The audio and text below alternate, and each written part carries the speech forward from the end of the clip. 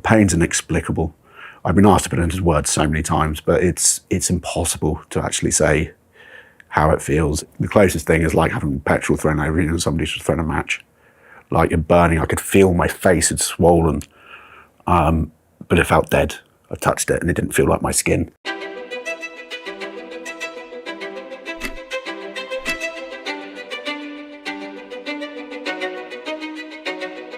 So prior to the acid attack, I was, it's pretty fair to say, I was a very motivated businessman. I was pushed into working at a young age, really, by my father. And I worked a lot. And I don't regret it. I loved it. It was my drug. Working 70 to 80 hours a week, week in, week out. Work was my life. It was a huge, huge part of my life. I enjoyed my life. I partied. I did a lot, but work really was my main focus. I was married to Pia, who my ex-wife. We had our first son, Theo, who was about 18 months old at the time of the attack. I always wanted sons, so having Theo as my first son was great. And really, I don't think I'd be here today if it wasn't for having children at that time. Can you tell me a little bit about the day of the attack? What do you remember in the morning? So on the day of the attack, I was working from home. The run up to Christmas in Cornwall, we get a lot of things delivered in Cornwall, more so than most because of the lack of other shops we have around us. So people coming to and from the house is a regular occurrence.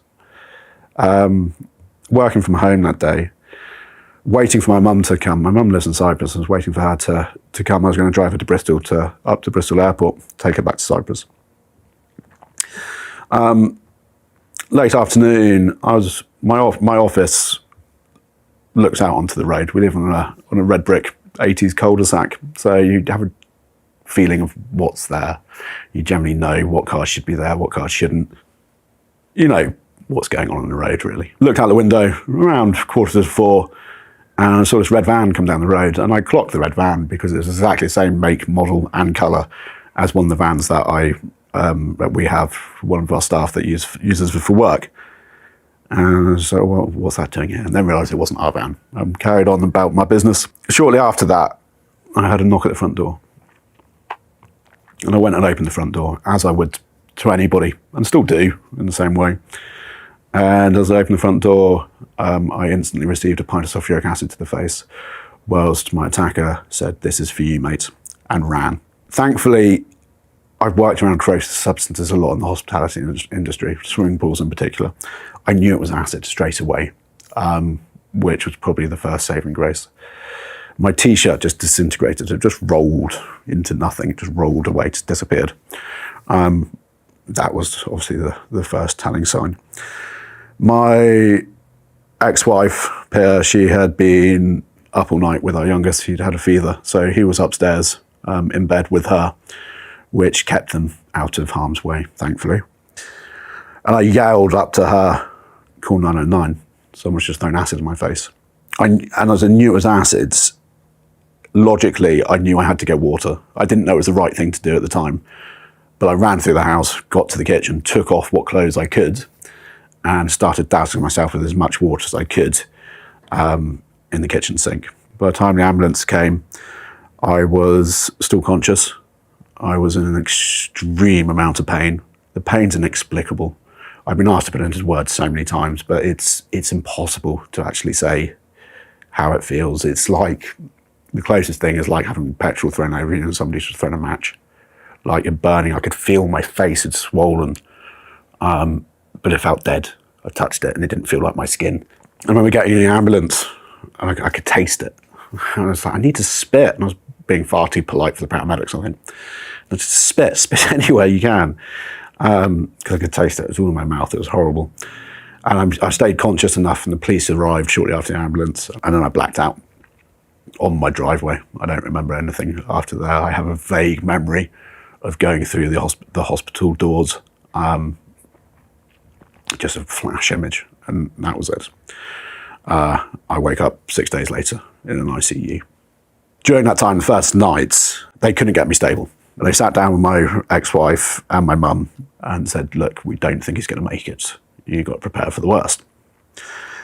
The gases from the acid actually set off all the fire alarms in A&E at Trelisk, and had to evacuate the building. That first night, and I only found this out a good 6 months after the attack, that first night, a very dedicated ophthalmologist took a chair and put it over whatever I was lying on, the bed, the slab, and pretty much sat on top of me all night, squirting saline solution in my eyes. And if it wasn't for the actions of that man, I would be completely blind. He's the unsung hero, really, in the story. I don't think he got any credit whatsoever. But yeah, I wake up 6 days later in an ICU. I woke up, oddly, in a good mood. I don't know if it's stupidity, naivety, or just bravery, being brave. I don't know. I was obviously intubated in an ICU in a very bad way. But I was awake, I was alive, and I signalled for a pen and paper. The very first thing I wrote down was, "How was Dad?" I knew he would be struggling, really struggling. So the first thing I wrote down was, "How was Dad?" And then they asked if they could get me anything, and I wrote down a pint of cider, which was my way of showing everybody in the room that I was back, and I was me, and they needed to see that. I didn't get the pint of cider. It's a weird scenario, being in an ICU. Never have I needed to even think about being in one, let alone know much about them. You hear about them on casualty and so on, but you don't really quite have an understanding of how bizarre they are until you're lying there in one, with a nurse by your side 24/7. And I couldn't work out why whenever anyone came to see me, they were full scrubbed, head to toe, wearing scrubs, mask, gloves, the full shebang. And it was only months afterwards that I realised that I was on death watch, so to speak. They thought I was going to die at any time. The real risk from severe burns isn't so much the injury, it's infection. So if there was an infection, then I would have been a goner. But as I said, I woke up in a good mood. And that didn't change. I'm not saying it was always easy, but I was ready to take on the challenge. I don't know how. Still to this day, I don't know how I woke up like that. If you had said to me this was going to happen, how would you react? I would never have foreseen me dealing it in a way that I had. But I don't think anyone knows how they can deal with real trauma until they've been through it. And that was the start of my recovery. I remained in an ICU for best part of 4 weeks, really. The first few days were very traumatic. It was traumatic and degrading. You know, you're there, room full of people, naked, having to wash you. They wanted to shave off my hair. I didn't want them to shave off my hair. I remember having a bit of a Mexican standoff. It was like, "We've got to cut your hair off." I was like, "No chance. I love my hair. I've always had a lot of hair." It actually saved my head. I have no burns on my scalp whatsoever because I had such thick hair. So it all just was a weird time. And the only thing that we kind of knew at that point was my attacker, David Phillips, had been arrested on the information that I'd managed to give the police before I blacked out. If it wasn't for that, they don't think they would have got him.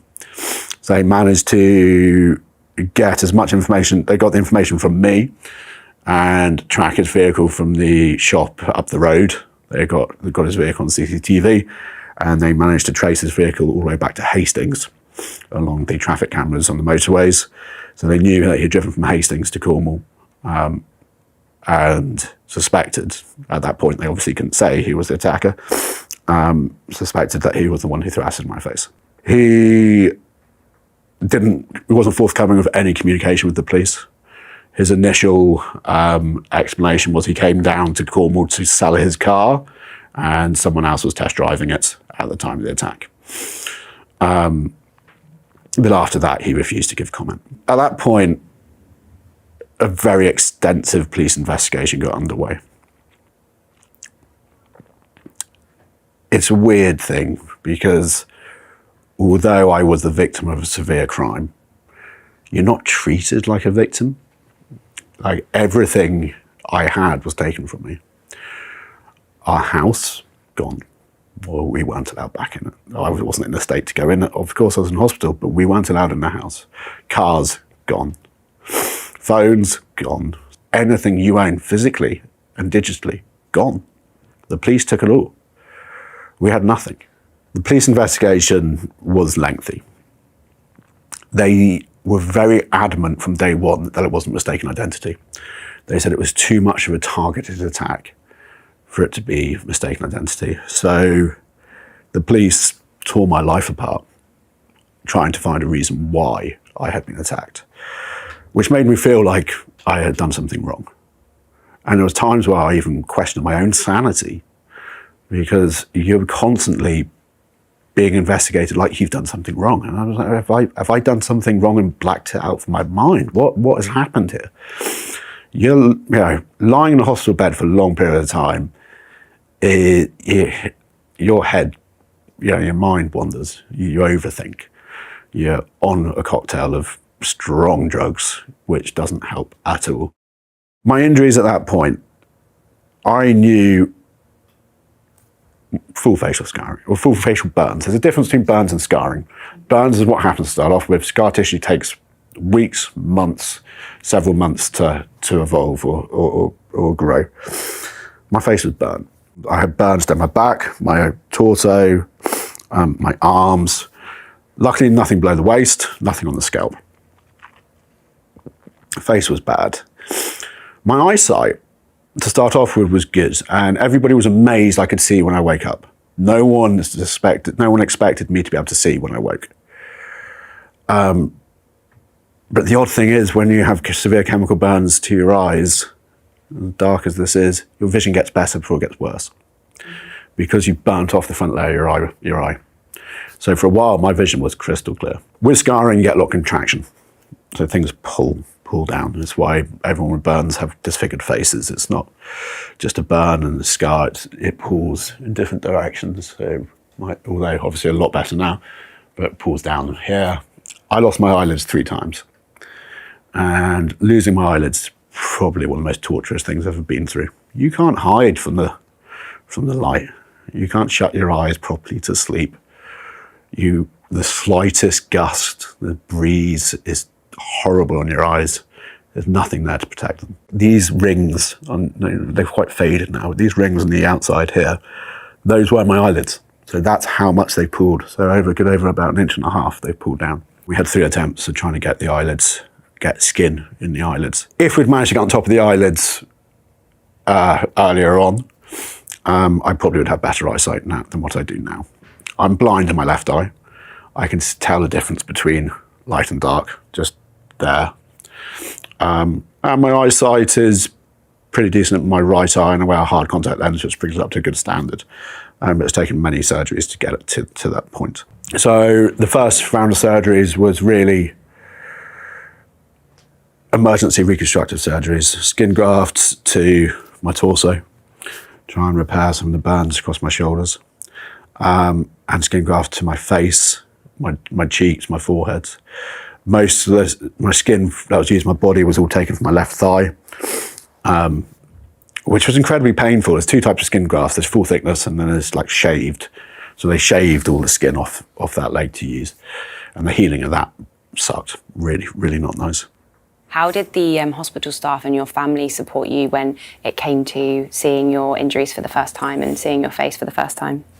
So everyone within the burns unit was conscious that I should not see myself until I was ready to see myself. And I can't say this has been the same for all burn survivors, because I know some sadly have got a glimpse of themselves well before they were ready to do so. But in my experience, the staff had covered up every reflective surface, every stainless steel towel dispenser, anything with a reflection on. Before I went into a room, everything was taped up. So I couldn't see myself, not until I was ready to take that step. And one afternoon, 2 of my good friends, Ben and Charlie, were coming up from London to come and say hi. I was like, if I'm going to do it, I'm going to do it with the lads today, rather than do it with my ex-wife or family. And it'd be an emotional deal. I'd rather do it with the boys.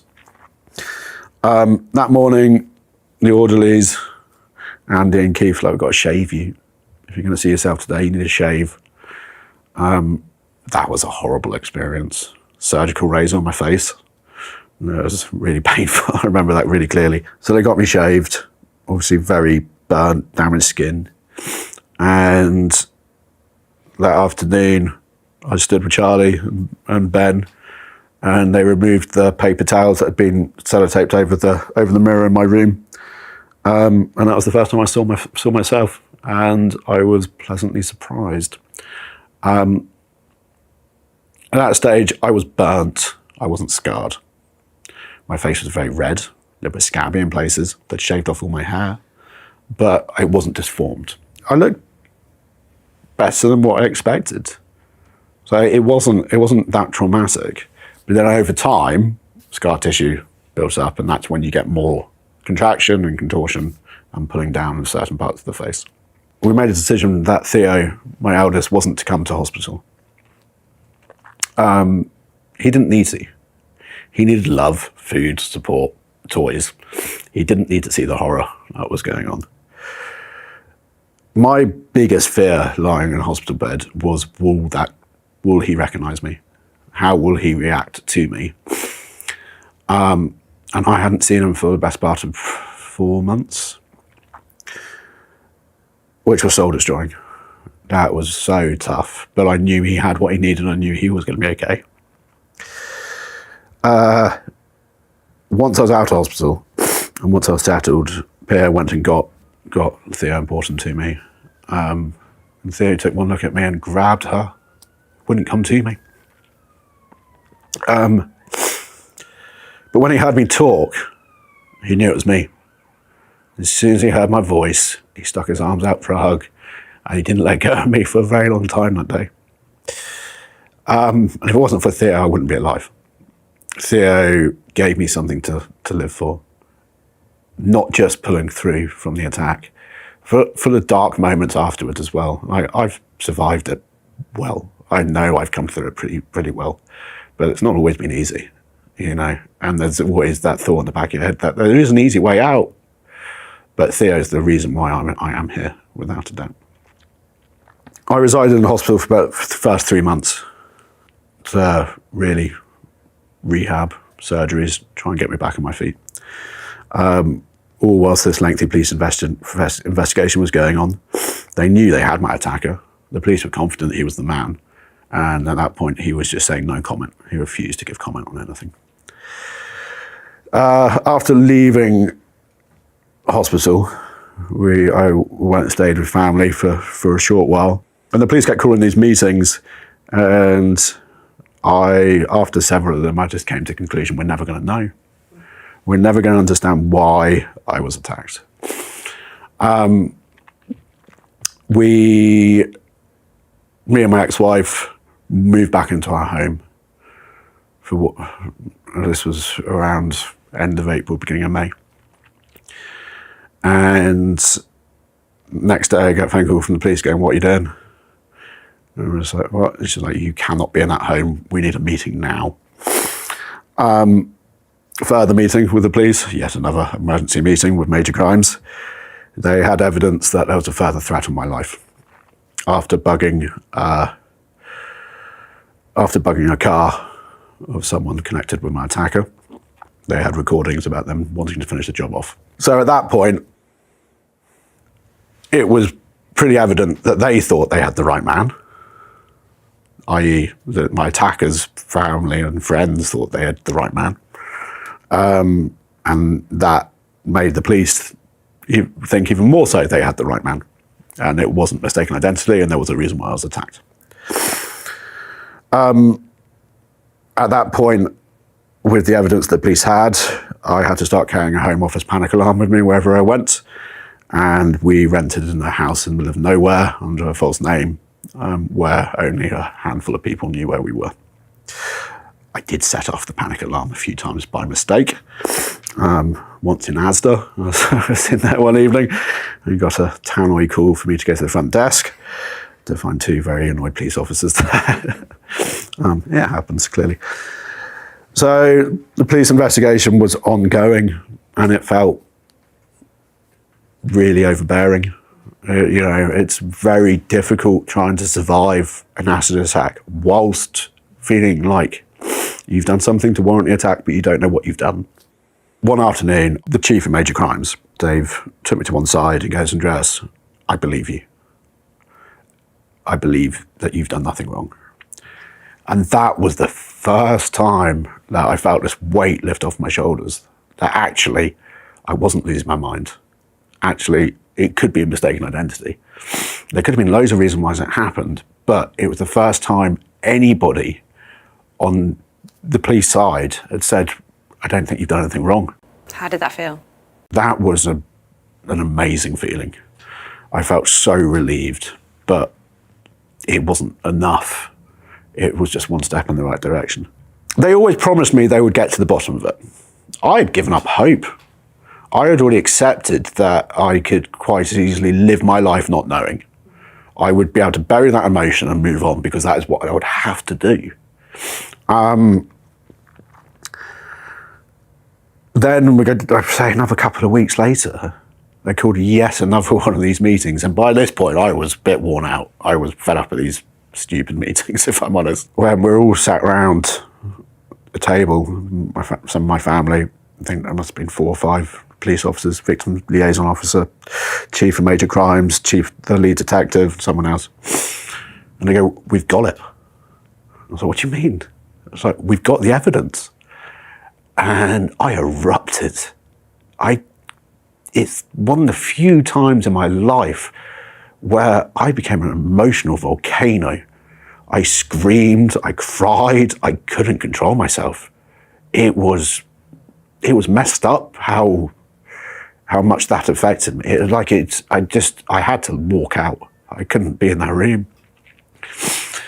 So thanks to to old school policing techniques, they always promised me they would get to it, and they did. And they managed to have enough evidence to prove that I was an innocent victim in this attack.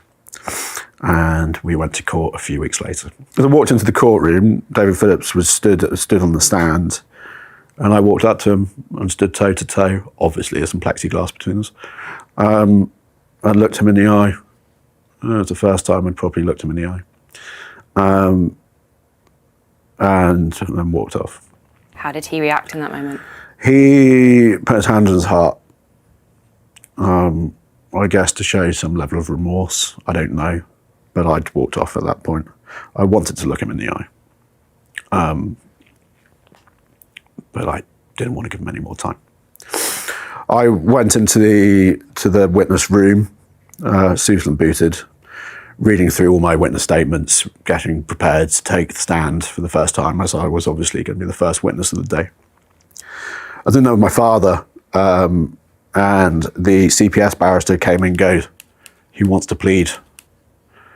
And me and my father looked at each other and was like, "No, we don't want a plea. We want to go to court." We knew at that point that if he pleaded, everything was going to be, there'd been a gagging order on the case up until the point. Nothing had been allowed to get out. We knew at the time that if he pleaded, a lot of the information is never going to get out into the public. And we very much wanted to go to court, go to trial. Wasn't our decision to make. And obviously we had to accept the plead. At Truro Crown Court, David Phillips was sentenced to life with a minimum term of 8 years. We, at the time, were obviously thankful of the sentence, but didn't feel the 8 years was long enough. Bear in mind, I'm 11 years on now, and I'm still having surgery. We appealed to the Attorney General, and I believe there was almost 70 appeals of the same nature to the Attorney General, saying 8 years is not long enough. The AG rang me up and said the judge acted fairly. It was in line with case law. There's no appeal to be granted.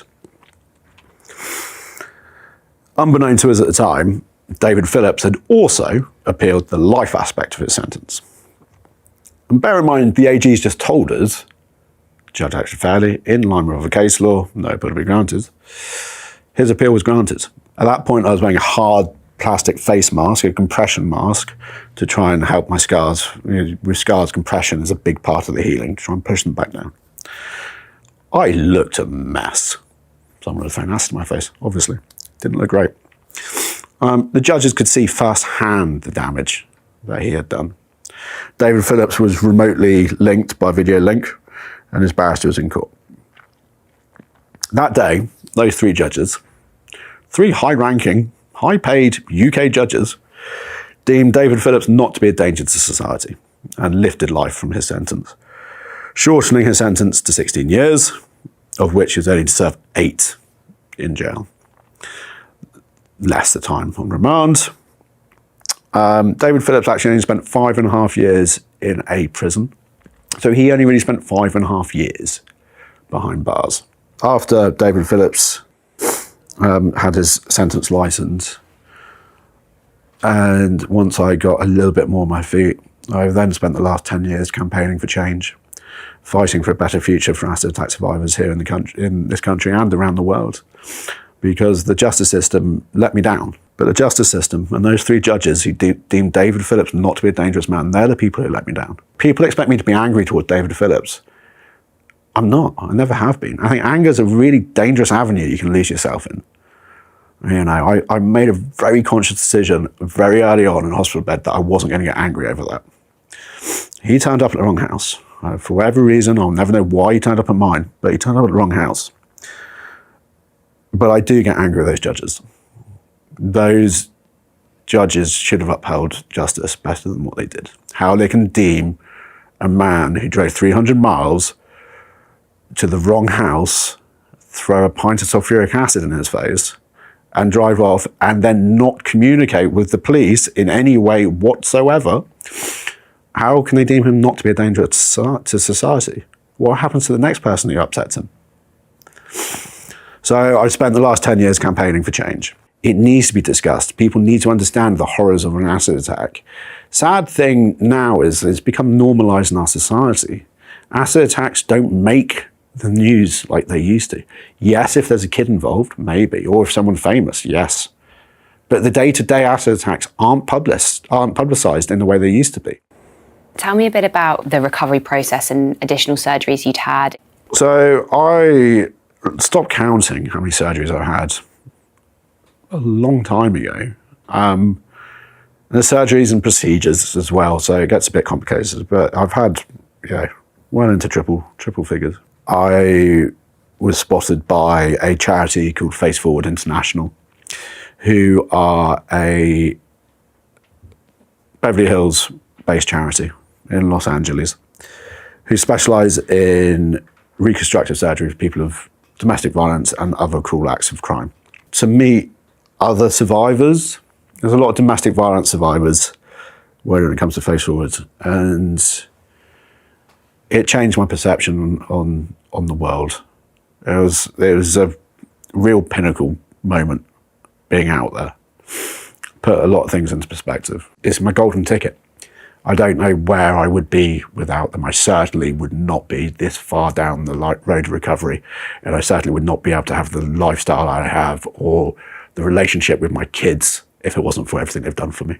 What is your life like now, Andres? What's my life like now?